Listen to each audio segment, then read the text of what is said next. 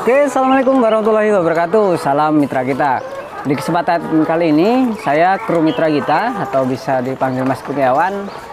Mohon maaf untuk beberapa bulan yang lalu mitra kita agak delay untuk membuat edukasi atau mengupload edukasi seputar ayam petelur maupun usaha-usaha lainnya. Nah, di kesempatan kali ini saya akan berbagi tips ataupun cara yang saya miliki atau yang saya gunakan untuk meningkatkan produksi ayam petelur kapasitas 200 ekor. Nah, sebelum kita masuk ke tipsnya, kita harus tahu dulu penyebab-penyebab bagaimana ayam itu bisa meningkatkan produksi ataupun malah turun produksi kita.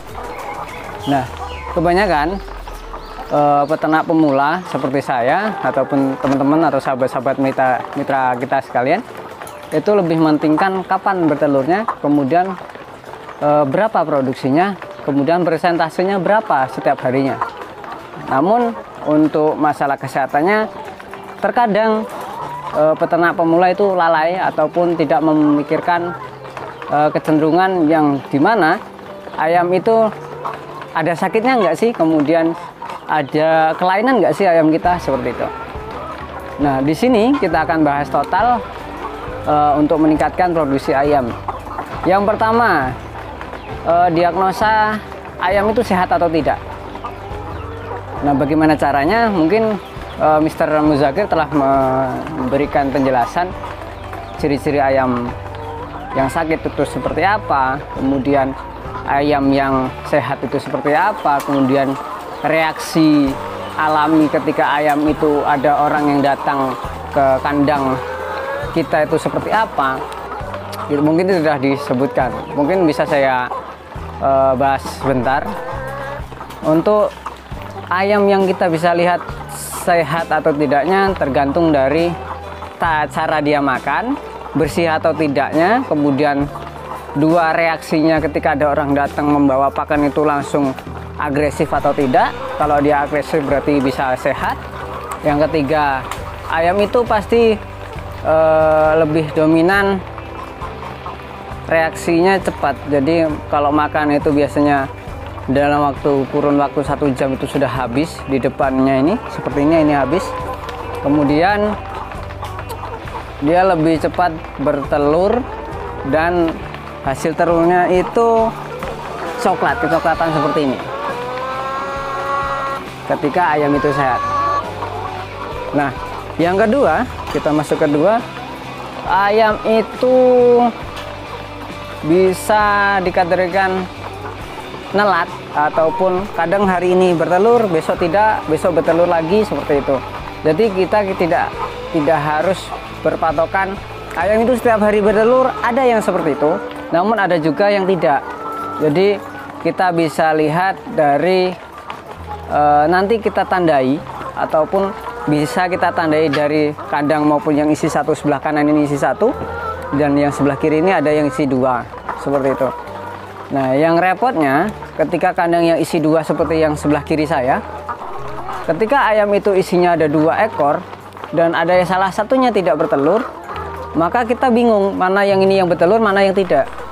Nah, untuk solusinya ya mungkin ketika punya kandang yang bisa notabene-nya ada yang isi 1-1 ini, diseleksi terlebih dahulu biar kita tahu, oh yang ini yang bertelur, yang ini enggak, seperti itu.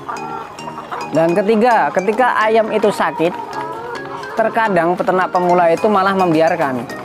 Kita tidak langsung memberikan pertolongan pertama seperti obat-obatan, kemudian obat-obatan yang bisa menunjang daya tahan tubuh ayam itu kuat. Kemudian apalagi sekarang ini musim pancaroba. Musim pancaroba ini kan pergantian dari musim panas ke musim hujan. Nah, ketika musim penghujan, ketika ayam itu tidak diberikan stimulan ataupun tidak diberikan vitamin yang cukup, maka nanti ada gejolak yang dimana ayam itu kadang stres yang berkelanjutan, kadang juga bisa mengalami, ya coro bahasanya orang-orang Cirebon itu ngantuk gitu loh, ngantuk tidur kayak gitu. Karena ada teman saya yang ada di Indramayu, dia tanya, "Mas, obat untuk ayam ketika ngantuk, padahal itu bukan ngantuk sebenarnya, itu sakit yang bisa dikategorikan sakit. Kadang kita nggak tahu mau itu AI ataupun apa, kita nggak tahu. Yang jelas penanganannya untuk yang sederhana itu tetaklor yang waktu itu udah saya bahas di video sebelumnya. Nah, kemudian yang keempat, kelalaian saat memberikan pakan. Kemudian jam-jam yang dimana biasa mengambil pakan, mohon maaf bukan pakan, biasa ketika mengambil telur itu tidak konsisten.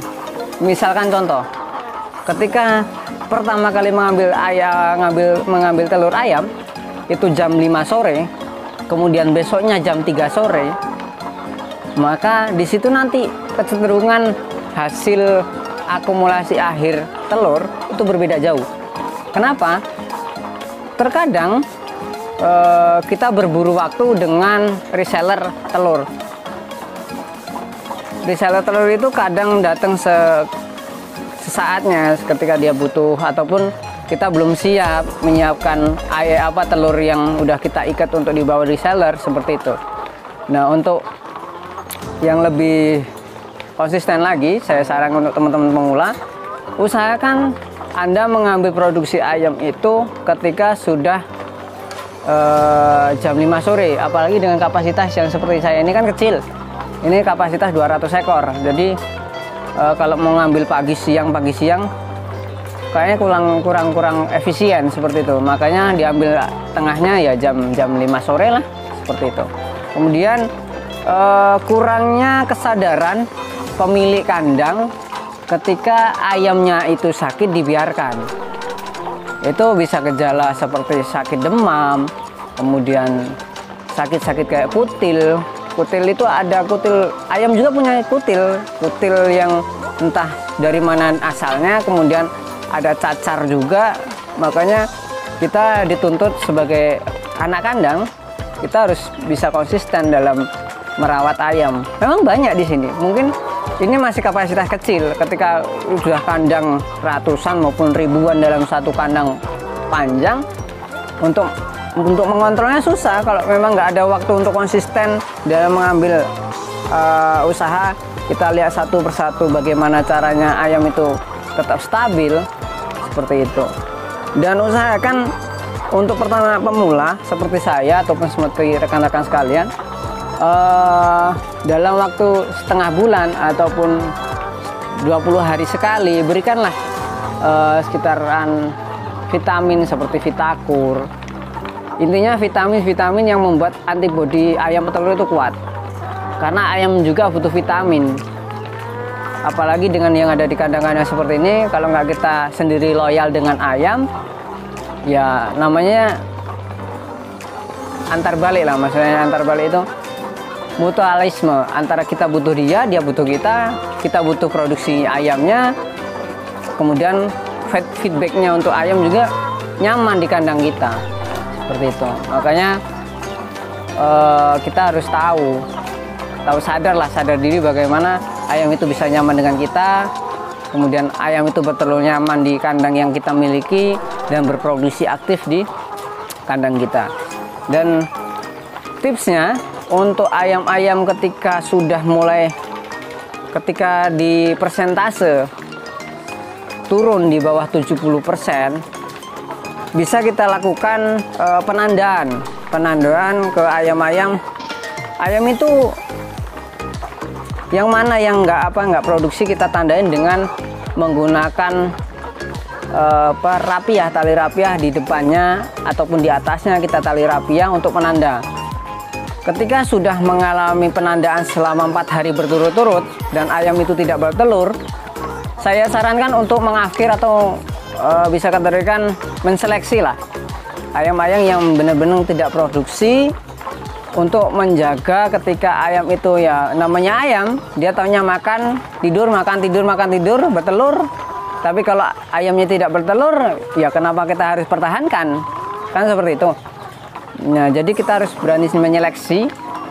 Lebih baik kita menyeleksi ayam daripada kita harus rugi di pakan, karena sehari rugi ya seterusnya rugi, karena yaitu ayam tidak berproduksi, kemudian ayam itu juga makannya kenceng, kalau nggak distabilkan dengan hasil produksinya ya bisa dikategorikan nggak hasil gitu loh. Makanya harus benar-benar diseleksi benar. Kemudian saya sarankan setiap 1 bulan sekali untuk pemberian obat cacing. Karena dikategorikan kenapa harus diberikan obat cacing, karena ayam juga punya cacing. Di perutnya itu produksi cacing juga ada. Jadi ketika kita aktif dalam memberikan obat cacing untuk ayam, ya insya Allah lah ada peningkatan produksi gitu. Dan vitamin-vitamin seperti Vitakur, kemudian vitamin yang lainnya ataupun Titastres atau ekstimulan untuk ayam itu juga baik untuk ayam, karena ayam itu ketika kita loyal dengan ayam juga nggak akan memberikan feedback yang buruk untuk kita, seperti itu. Dan ketika teman-teman mengalami kendala dan tidak bisa memecahkan, silakan Anda komentar di bawah maupun langsung ke DM ataupun langsung ke chat yang ada di banner mitra kita. Itu ada nomor kontak admin. Silakan Anda bertanya seputar ayam ataupun bertanya tentang usaha lain yang mungkin Anda ingin geluti. Dan mungkin itu saja 5 tips cara meningkatkan produksi ayam betelur. Jika kurang paham ataupun ingin ditanyakan, silakan Anda tanyakan di komentar video bawah ini. Dan insya Allah ketika nanti kami dapat menjawab, akan kami jawab dengan video-video selanjutnya. Dan kurang lebihnya saya mohon maaf dan saya akhiri. Wassalamualaikum warahmatullahi wabarakatuh. Salam mitra kita. Allahumma sholli ala sayyidina wa maulana Muhammadin adada ma bi'ilmillahi sholatan daimatan bidawamil mulki lahi leng-eleng siara manungso temenana anggonmu